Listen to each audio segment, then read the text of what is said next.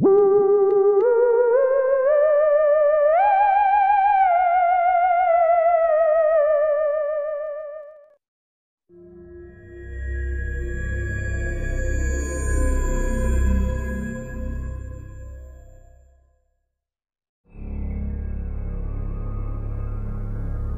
pagsapit ng umaga, ay ito na rin ang pagdating nila Anton at Totep sa Sagbayan. Sa totoo lang ay walang ideya ang mga taga dito, maging ang mga Tilimbadon, na darating silang dalawa. Kaya naman ipinagtaka ni Nika na may biglang pumaradang pick-up truck kung saan naroon ang mga taong nakikiramay sa pagkamatay ng kasama nilang Tilimbadon.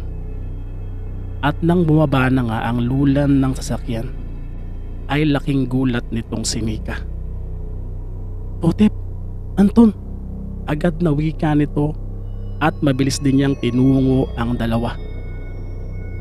Nagulat din itong sina Anton at Totep na naroon pala sa lugar si Nika. "Uy Totep, Anton, kumusta na kayo? Mabuti naman pinuntahan niyo kami dito." Patuloy nito. "Mabuti naman kami, Nika. Kayo, kumusta naman kayo rito?" Tanong ni Anton sa dalaga. "Sa totoo lang, hindi maganda ang sitwasyon dito. Marami nang namamatay, tao man o nilalang. At hindi rin namin alam kung magagawa ba naming malutas ang sitwasyon dito."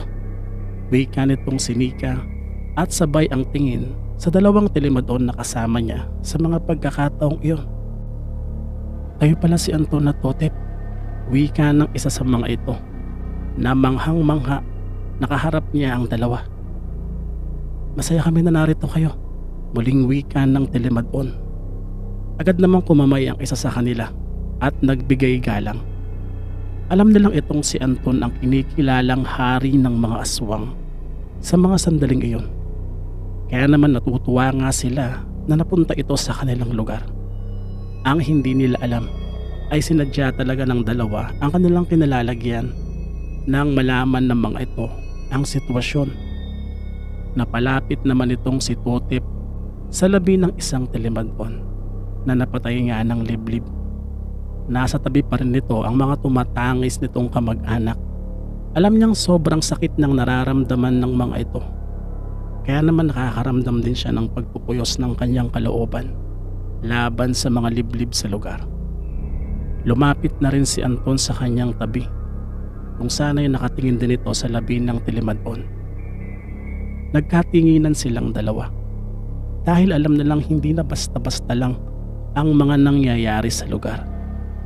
Sa mga pagkakataong ding iyon ay nakarating na rin kay Mang Ambit na nasa Bohol na itong sina Anton at kay Totep. Ibinalita ito ni Gibo sa kanya.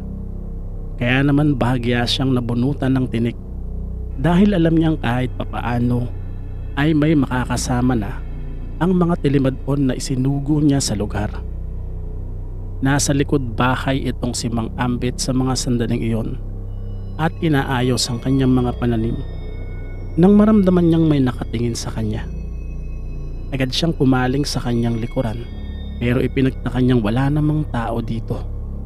Kakaalis lang ni Gibo dahil dumaan lang ito sa kanya. Kaya naman mag-isa na lamang siya sa bahay. Bilang isang Tilimbadon ay malakas ang pakiramdam nitong si Mang Ambit sa kabila ng matanda na siya. Kaya naman alam niya kung may nilalang sa kanyang paligid. Hindi niya pa nakakalimutan na nakaraang buwan lang ay mayroong kumausap sa kanya at nagbigay ng babala na wag daw siyang makikialam sa mga aswang kung ayaw niyang may mangyari sa kanya na hindi niya gusto.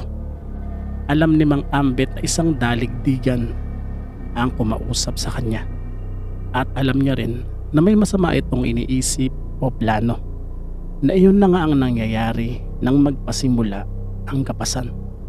At dahil agad din siyang nagpadala ng mga Tilimbadon sa lugar kung saan malala ang sitwasyon, ay alam niyang magagalit sa kanya ang mga ito at malalagay nga ang buhay niya sa panganib na iyon ang tila nararamdaman niya. Muli niyang inilinga-linga ang kanyang paningin dahil may nararamdaman pa rin siya. Ang hindi niya alam ay isang liblib ang humahanap ng pagkakataon para tapusin siya. At nang makakuha na nga ito ng tiyempo, ay agad itong nagpalit ng anyo at sumugod kay Mang Ambit. Mabilis namang iwinasiwas ng matanda ang hawak niyang tabak. Alam na rin naman kasi niya na nasa paligid lang ito. Tinamaan niya ito sa balikat. Uli itong sumugod at sa pagkakataong ito ay natamaan niya sa kamay si Mang Ambit at nabitawan nito ang hawak na tabak. Kaya naman inilabas niya ang tanging sandata niya na lang, ang kanyang punyal. Isa pang pag-atake ay napahandusay na itong si Mang Ambit at tumalsik ang hawak niyang punyal. At iyon na ang pagkakataon ng liblib. Nasakmalin siya sa kanyang dibdib. Butas ang dibdib ng matanda at agad itong sumuka ng dugo. Dinukot ng liblib ang kanyang puso at kinain ito. Matapos ito ay agad itong tumalilis. Samantala, sa araw ng graduation nitong si Yano ay sinamahan siya ni Lena. At nagbilin na lamang ito kay Vincent na ito na lamang muna ang magbantay sa villa para may kasama si Jello at si Liway. Nasa General Santos din kasi sa mga sandaling iyon sina Fidel at Tony dahil sa kanilang trabaho. Masaya itong si Lena habang pinapanood ang pag-akyat ni Yano sa entablado. Agad niya itong niyakap pagbaba at inakbayan pabalik sa upuan. Proud na proud siya sa kanyang kapatid.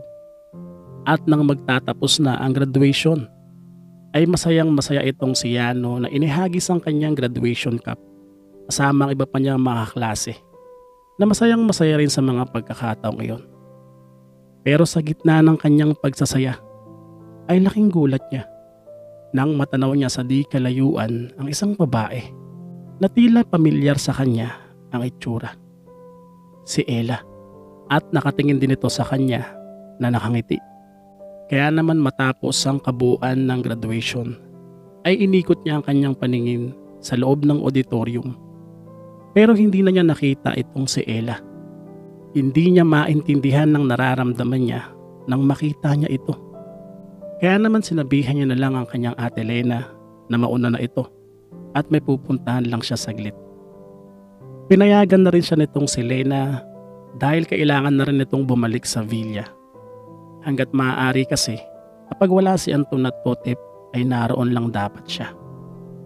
Ang hindi alam ni Lena ay mag-iikot pala itong si Yano para hanapin nga itong si Ella. Alam ko Ella, ikaw yun. Wika niya sa kanyang sarili. Pero halos naikot na niya ang loob ng pinagdausan ng graduation ay hindi niya ito nakita. Bagya siyang nakaramdam ng kalungkutan at inisip na lamang niya na baka isang malikmata lamang iyon at hindi nga iyon si Ella. At malabo na rin silang magkita pa nito. Magdidilim na nang lumabas siya sa auditorium para nga bumalik na sana sa villa dahil tiyak na hinahanap na siya dito. Pero laking gulat niya nang makita niya na nakatayo itong si Ella. Ella! Sigaw niya at agad niya itong nilapitan. Sabi ko na nga ba ikaw yan? Matapos ang mga pananalitang iyon ay agad nagkaroon ng katahimikan sa pagitan ng dalawa. Ramdam nitong si Yano na nahihiya pa rin itong si Ella sa kanya dahil nga sa nalaman niya na ang lahat. Kumusta ka na Ella? Muling wika ni Yano. Okay lang naman. Ikaw? Okay lang din ako Ella. Mabuti naman kung ganon. Alam mo Brian, alam ko naman na alam mo na ang lahat sa akin. Patungkol sa sinasabi mo na okay lang sa'yo kung ano ko. Alam mo ba na hindi ako naniniwala doon? Umalis kami dahil malalagay sa panganib ang buhay namin Brian. Babalik ako sa Amerika next month. Doon na ako nag-aaral. Nakabreak lang kami. Sinamantala ko lang ang pagkakataon para makita ang graduation ng mga kabatch natin. Sa winika ngayon ni Ella ay nakaramdam ng lungkot itong si Yano. Hindi niya alam kung anong sasabihin niya. Iniisip niyang bumalik ang dalaga para makita siya. Pero hindi pala. Naiisip niya tuloy na hindi talaga siya gusto nito. Ganun ba? Akala ko kasi palagi na kitang makikita. Yun pala, sa Amerika ka na pala nakatira. Good for you. Mas maraming opportunity ron. So, uuwi ka na ba niyan? Tanong ni Yano habang nakatalikod kay Ella at marahan ng humahakbang palayo. Pero nagulat siya nang bigla siyang yakapin nito. Brian, hindi ako pangkaraniwang tao. Ibaling mo na lang sa ibang yung nararamdaman. Marami namang diyang iba na mamahalin ka. Kung paano, minamahal din kita.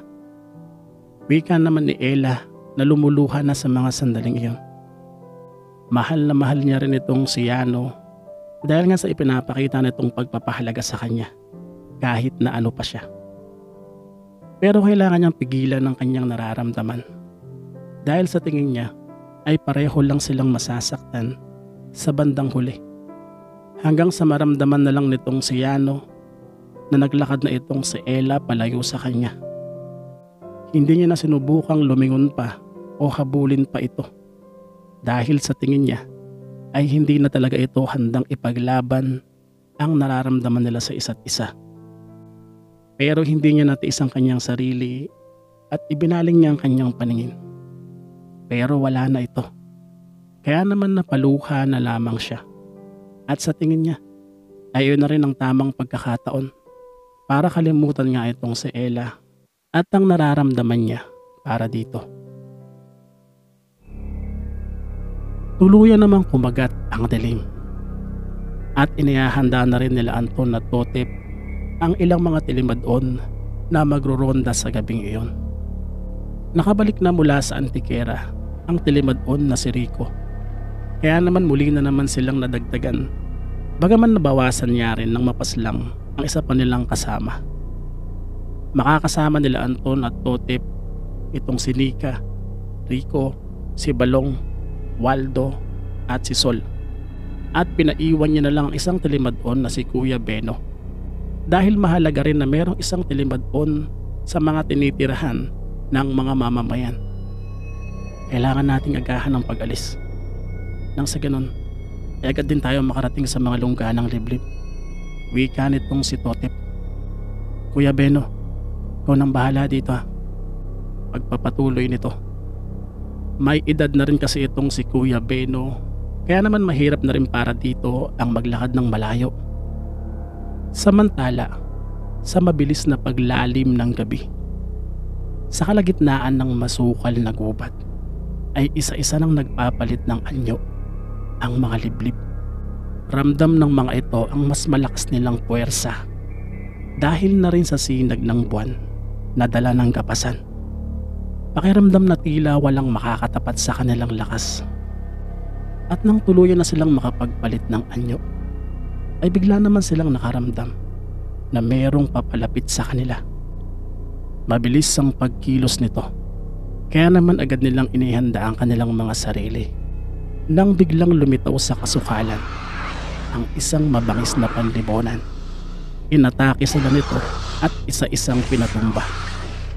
Ang ilan naman ay gumanti ng pag-atake, pero mabilis ang pagkilos ng panlibonan at nawasak nito ang kanilang mga dibdib. Matapos ito ay tumayo ito sa harap ng mga nakahandusay na liblib at dahan-dahang nagpalit ng anyo bilang tao. Isang matipunong lalaki, si Tonyo.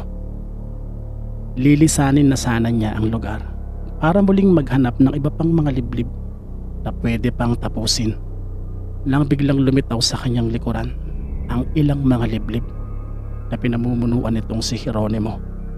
Ikaw na naman, Tonyo. Hindi mo ba talaga kami lulubayan? Ilang beses ba naming sasabihin sa'yo na wag mo kaming pakikialaman sa aming mga plano? Wika nitong si Jeronimo. Kayo ang hindi marunong sumunod sa mga batas ng nilalang, kaya patuloy kayong pumapatay ng kapwa natin. Pero dadaan muna kayo sa akin. Galit na wika nitong si Tonyo. Itong si Tonyo ay isang malakas na nilalang mula sa pamilya ng mga panlibonan sa Tagbilaran. Pero sinusuyod niya ang kabuuan ng Bohol para tapusin ng mga masamang aswang. Namana niya ang ganitong gawain sa kanyang ama na naging malapit na kaibigan ni Jello. At namulat itong si Tonyo na nagpapahalaga sa katarungan at sumusunod nga sa batas ng mga aswang. Kaya naman galit siya sa mga sumusuway dito. Huwag mong sabihing natatakot ka sa isang tigmala, Tonyo. Baka nakakalimutan mo, sila ang pumatay sa mga kalahi mo. Muling wika nitong si Jeronimo na ang tinutukoy ay ang mga panlibonan na napatay sa Villa at sa Palawan. Wala akong kalahing nasa panig ng dilim, tugon naman itong si Tonyo. Kinikilala ko si Anton at handa akong magpasakop sa kanya kahit siya isang tigmala. Tsaka alam ko naman kung bakit ayaw niyong may namumuno sa inyo. Kilala ko na kayo, dati pa. Hindi ba't matagal nang pinagbabawal sa atin ang kumitil ng buhay ng mga mortal para ibsan ang tawag ng pagiging aswang? Alam ko na hindi kayo sumusunod dito, kaya maging ang mga kalahi niyong daligdigan na hindi sang-ayon sa inyong gawain ay tinatapos nyo. Galit na wika nitong si Tonyo at agad itong nagpalit ng anyo bilang isang panlibonan at agad ding inatake ang mga liblib sa kanyang harapan. Pero mabilis na nagsipagtalilis ang mga ito. Hinabol ito ni Tonyo pero nagulat siya nang biglang sumulpot ng isang bulto ng mga liblib. Pinatakas ng mga ito si Jeronimo. Agad siyang pinagtulong-tulungan ng mga ito na umaatake mula sa iba't ibang direksyon. Pero naiwasan niyang lahat ito at nagawa niyang gumanti ng pag-atake.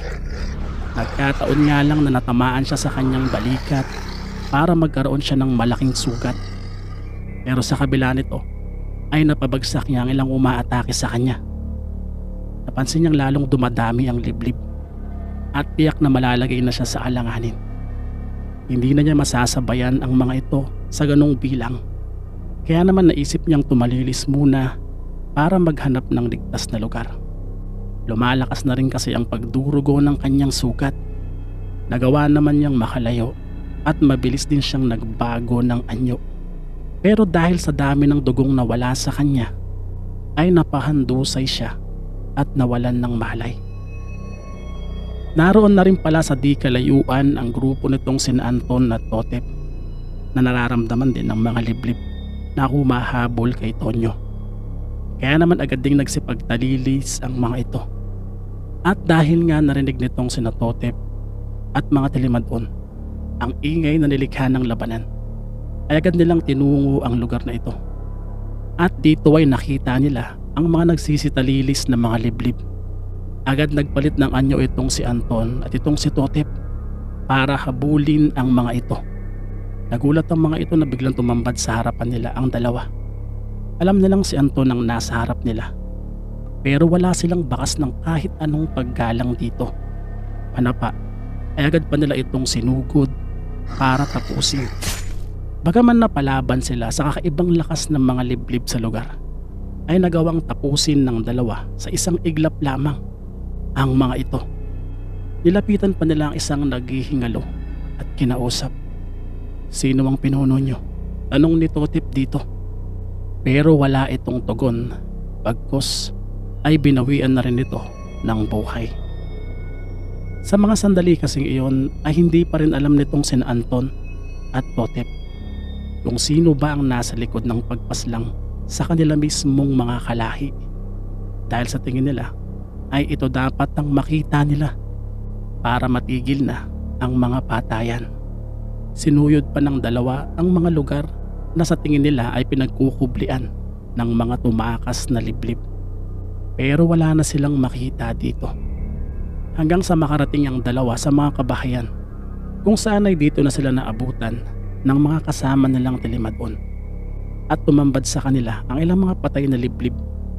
Maging itong sina Anton at Totep ay nagtataka kung sino ba ang pumatay sa mga ito. Hanggang lumapit sa kanila ang isang matandang residente ng lugar. Pinatay daw ito ng isang panlibonan. Isang panlibonan na matagal nang nagliligtas sa kanila sa tuwing nalalagay sila sa panganib. Napaisip tuloy itong sina Anton at Totep kung sino ba ang panlibonang iyon. Samantala, sa gabing iyon, nang punta nitong si Gibo si Mang Ambit, ay nagtaka siya na nakapatay pa rin ng ilaw sa kubo ng matanda. Sanay kasi siyang may nakasinding ilawan sa labas ng bahay nito sa tuwing gabi. Dito ay nakaramdam siya ng hindi maganda. Kaya naman nagmadali siyang pumasok sa bakuran at dumiretso sa loob ng kubo. At tumambad nga sa kanya ang kalunos-lunos na sinapit ni Mang Ambit sa kamay ng mga liblib. "Hindi!" sigaw nitong si Gibo. Yan. Muli maraming salamat sa mga nakinig sa ikalawang episode na ito ng Aswang Hunters. Ngayong nasa bowl na itong sina Anton at Totep, agad ba nilang matatapos ang paglaganap ng lagim sa lugar? At sino ba itong si Tonyo na tila may galit din sa lahi ng mga liblib? Abangan sa susunod na episode na Aswang Hunters.